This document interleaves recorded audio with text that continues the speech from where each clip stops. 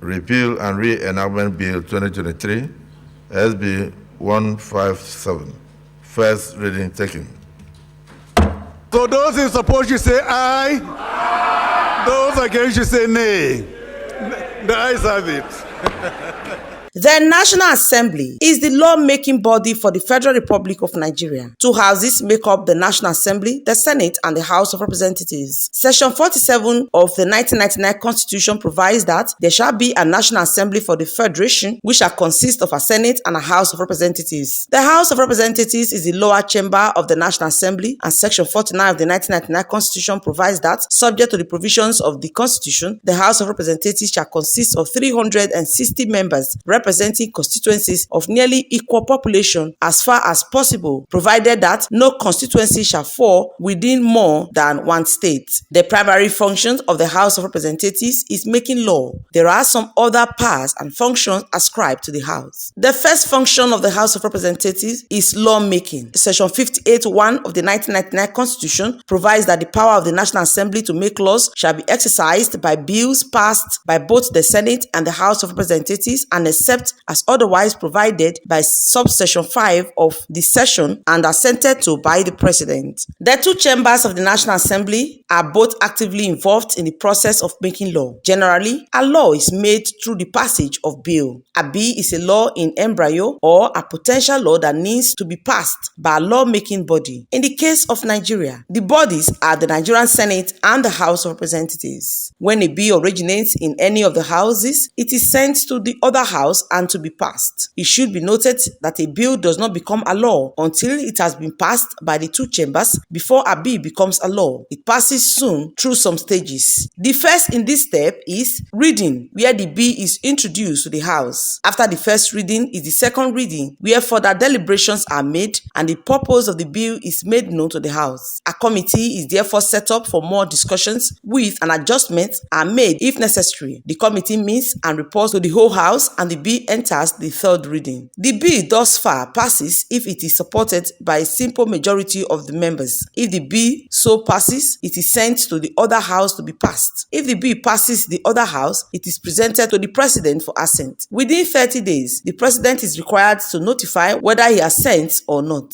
The bill becomes a law once the President assents to it. If the President withholds his assent, the National Assembly may pass the bill by a 2/3 majority. Another function of the House is the correction of defects in law and amendment. Besides the function of lawmaking, the House of Representatives is also actively involved in the process of amending defects in law to meet modern-day realities. Recently, some amendments were made to the 1999 Constitution to enable younger people occupy political and other positions. In a similar manner, some amendments were the Companies and Allied Matters Act of 2004. Other function of the House is the control of public funds. The House of Representatives, as an arm of the National Assembly, exercise some level of control over the nation's public funds. Section 81, subsection 1 of the 1999 Constitution provides thus that the President shall cause to be prepared and laid before each house of the National Assembly at any time in each financial year estimates of the revenues and expenditure of the Federation of the next following fiscal year. The financial estimate is popularly referred to as budget, and it is being authorized by an Appropriation Act. Section 80, subsection 4 of the 1999 Constitution provides that no monies shall be withdrawn from the Consolidated Revenue Fund or any other public fund of the Federation except in the manner prescribed by the National Assembly. Another function of the House is the power of investigation. The provisions of Section 88 of the 1999 Constitution empowers the House of Representatives as an arm of the National Assembly to direct or cause to be to carry out investigation on some matters. This section provides that, subject to the provisions of the Constitution, each House of the National Assembly shall have power by resolution published in its journals or in the official gazette of the government of the Federation to be directed to investigate into 1. Any matter or thing with respect to which it has power to make laws. 2. The conduct of affairs of any person, authority, ministry or government, department changed or intended to be changed with the duty of the responsibility for executing or administering laws enacted by National Assembly and disbursing or administering monies appropriated or to be appropriated created by the National Assembly. It should be noted that the House exercises the power to expose corruption, inefficiency, or waste in the administration or laws within the legislative competency of the National Assembly and funds authorized by it. In the exercise of this power, the National Assembly is vested with the power to procure evidence, to summon any person to give evidence and issue a warrant to compel the attendance of any person who had been summoned but fails to attend, according to Section 89(1) of the 1999 Constitution. Another major function of the National Assembly is the removal of President or Vice President. The House of Representatives, as an arm of the National Assembly, has a role to play in the removal of the President or Vice President. The process of the removal is basically constitutional. This process is contained in Section 143 of the 1999 Constitution. The removal of the President or Vice President starts with the notice of allegation in writing that the President or Vice President is guilty of gross misconduct, signed by at least 1/3 of the members of the National Assembly. Within 7 days, the President of the Senate shall make copies of the allegation to be served on every member of the National Assembly. After the notice has been served, each House of the National Assembly shall by the motion resolve whether the allegation should be investigated. This should be done within 14 days. The motion will be sustained if it is supported by 2/3 majority of the House of the National Assembly. If the motion is passed, the President of the Senate shall request the Chief Justice to appoint a panel of 7 persons of questionable integrity, not members of the public service, legislative house, or any political party, to investigate the allegation. The panel shall within 3 months report to each House of the National Assembly whether the allegation has been proved. If the panel reports that the allegation has not been proved, the process comes to an end. If otherwise, within 14 days, the National Assembly shall adopt the report of the committee by a resolution of not less than 2/3 of the members of the National Assembly. If the motion is supported by the 2/3 majority, the President or Vice President in question stands removed from office. These are the basic functions of the House of Representatives as an arm of the National Assembly, as vested in by the 1999 Constitution. The 10th National Assembly, for instance, was inaugurated in June this year with a change in leadership. Every 4 years, Nigerians have always gone to the poll to elect their legislators that are expected to make laws for the good governance of the country. In the just concluded 9th